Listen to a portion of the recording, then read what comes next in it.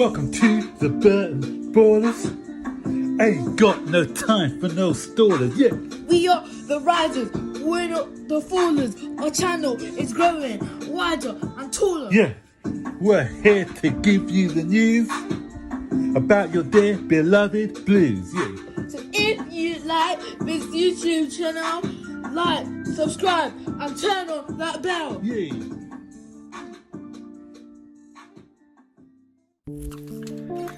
What's up guys, and welcome to another edition of Burton Ballers. Why do you keep saying football? No, it's just like the reverse psychology in my head. Like I was for the whole intro I was keen on saying Burton Ball. I remember one time I was like, oh, I might be wrong. I was like, oh. Don't overthink it. Yeah. Anyway, guys, we're here for our match preview against who we've got on Tuesday, tomorrow? Crystal Palace. So, before we get into this preview though, what do I need to do? Guys, please like the video, subscribe to the channel, and turn on all post notifications to notify when we make a video, share the video, and comment down below. Exactly. And we haven't forgotten that we're going to try and do something special to earmark our 3,000 subscribers. I've been quite busy of late, so that's why we haven't got around to doing something. And apologies, because some people in the comment section have said that we haven't been responding to their comments. We do try to respond to all the comments, but you got to realise as well that this is just a little hobby for us. I've also got a full-time job and I've been busy on projects at the moment, so hence I haven't been able to look at all comments and respond. But rest assured, I'll try and respond to the comments as they come in. Right, okay, all the admin out of the way and let's get into the video. So today we're going to talk about Crystal Palace. Crystal Palace, talk to me about Crystal Palace. And the thing is, with Crystal Palace, that is quite that is actually our local team. We can actually walk to Crystal Palace in how long? In 20 minutes? No, like 10 minutes.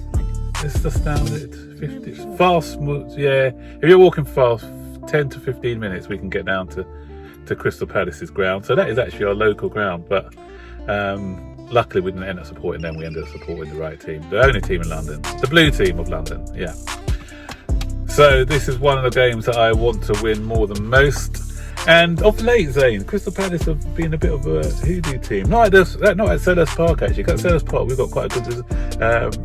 but they beat us, didn't they? Remember that? Under Conte. Remember under Conte? When we were going well, no one was beating us. And then what happened? Oh, yeah, Crystal Palace went and beat us 2-1. And Wilf Zaha always has a good game against us. And then they beat us that game 2-1. I think was it at our ground as well, where Falcao scored that goal? Remember, Falcao scored a header. What? Yeah. Wait, Falcao scored for us? Yeah, Falcao scored for us. Oh. Yeah, a consolation goal. I think they beat us 2-1. I think they beat us. When was that?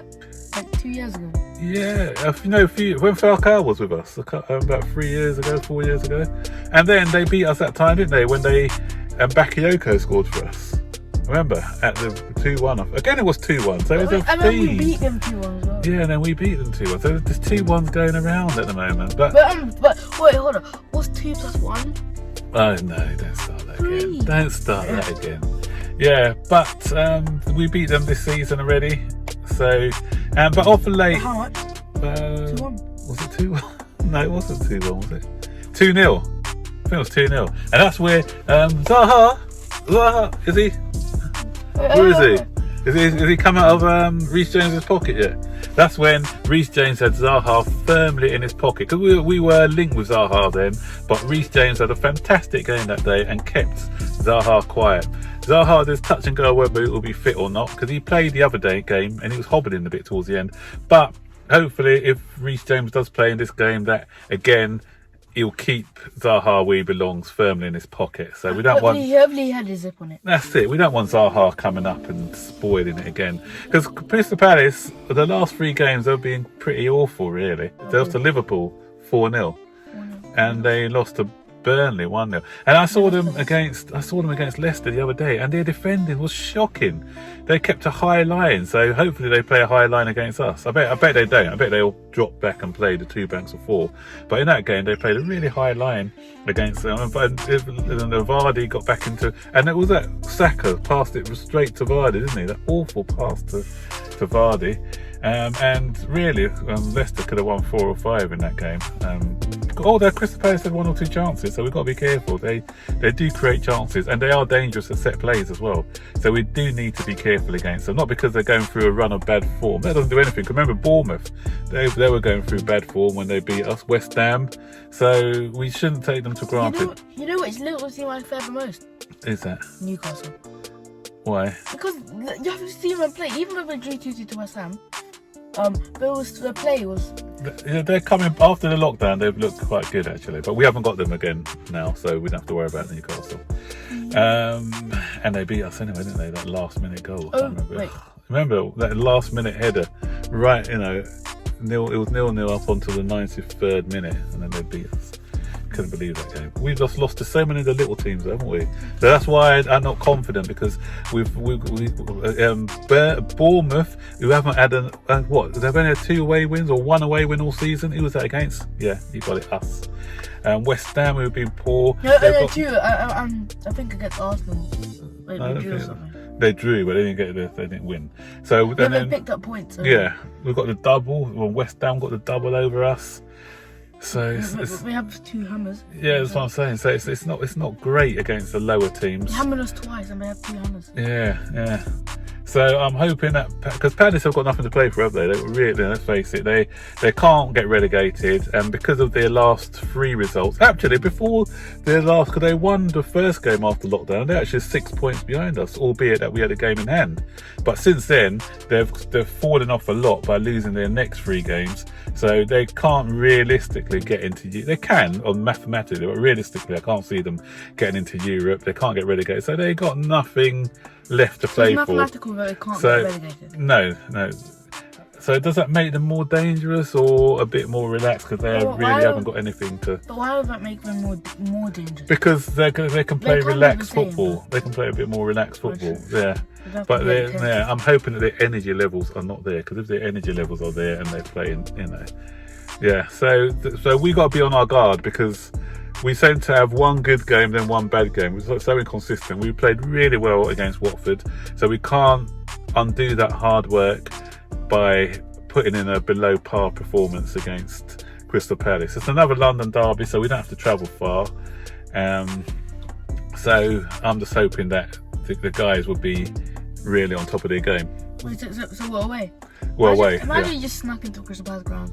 We just climbed up. Yeah, we should have go there, shouldn't we? I'm filming. Can we get in? Can we get in? I'm sure.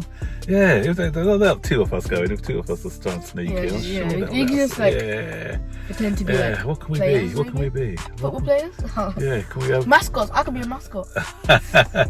You have to wear the eagle. Eddie, is it Eddie the Eagle or whatever their mascot is?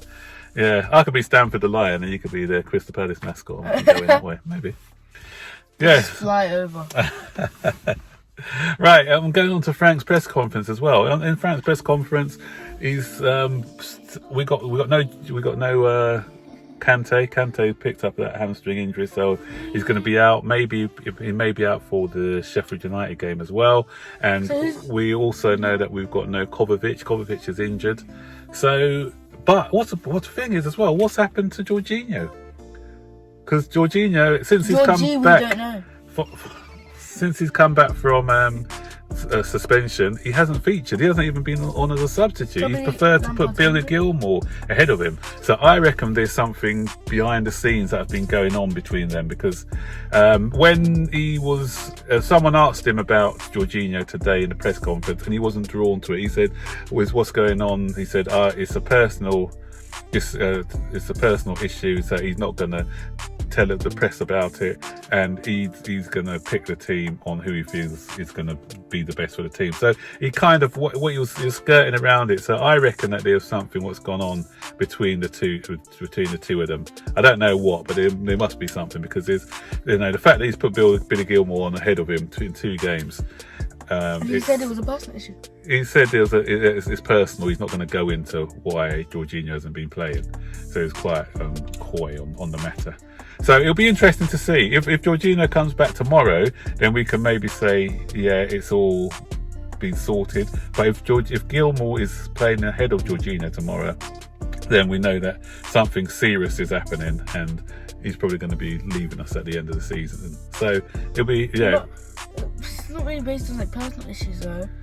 Because we can't just like not get top 4 just because like personal issues and stuff. Yeah, but we don't know what's going on behind the scene. Maybe, and this is me. Let's just put in my point of view.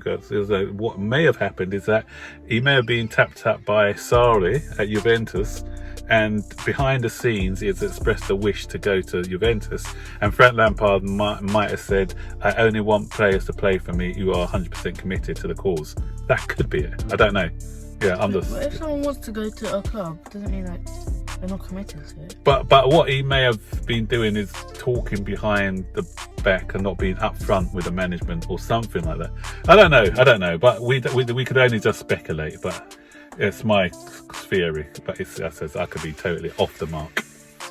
Right. Anyway, predictions for tomorrow. What do you think? I would say 2-1, like on normal occasion, but I think we will be fighting.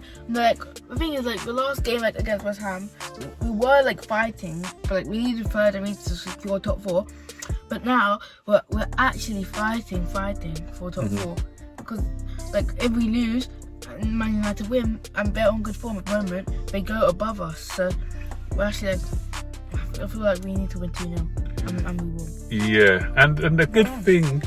The good thing about it is that we're playing first tomorrow, Zane, and so if we win, the pressure is going to be on Leicester, who play Arsenal later on that day. That's bad though. No, the pressure will be on them, because if we overtake them to go third, there'll be a lot of pressure on them to win their game, and the pressure is also going to be on Manchester United, although they're playing Aston Villa. But Aston Villa were quite good defensively for the first 70 minutes against Liverpool. Yeah, but doesn't mean pressure. Anyway, before we do that, let's do my prediction before we talk about carry on. So before I forget, so I reckon it's going to be 2-1. It's going to be another nervy game, and we'll come out 2-1 victors. But anyway, going back to what we were talking about, the pressure is going to be. Imagine, especially Leicester, they've been third all season, and then all of a sudden we overtake them, and they have to think we have to win this game, because if we don't win this game and Manchester United win their game against Aston Villa, we're out of the top 4. So the pressure is going to build for Leicester. But, when we had pressure against Watford. No, but it depends how you respond. Some teams respond good, some people, especially with Leicester. Because the thing is, with Leicester, they've had a massive points gap, and it's been whittled away every week. So now they may be dropping out of the top 4. So for the first time for ages, and so that could affect the way that they play. I kind of want Leicester or Arsenal to come top 4. Maybe Leicester, because they're never really comfortable. And got one season, but as long as it's not in our, as long as it's instead of if it's out of us or Man United, then definitely But we beat us and Man United. No, if it's out of Leicester coming 4th in place of us or Manchester United, obviously I don't want them to come 4th and we drop out. But if it's Manchester United who drop out, obviously. But the thing is, before I go, the final thing is Aston Villa. I thought they defended quite well against Liverpool. So if they show that same sort of resolve against Manchester United, I'm hoping that they can get something out of it, because the home game as well, so that'd be good. The perfect scenario for this week is for us to win, Leicester to lose to Arsenal, and Aston Villa to draw or beat Manchester United. And with 4 games to go, we've got a 5-point buffer on Man U. Yeah, one can dream. But anyway, guys, let us know your thoughts. What do you think the score's going to be tomorrow? Who would you like to see in the side? Would you think Jorginho's going to come back, or do you want Billy Gilmour? Let us know your selection or team selection as well. And like, subscribe, turn on all post notifications, and we'll see you on the next video. So until then, guys, take care. Bye-bye. And like this video, subscribe to the channel, turn on all post notifications. Did I just say that? Yeah, you did. Wakey. Wait. Okay, take care, bye. Sorry, bye. bye.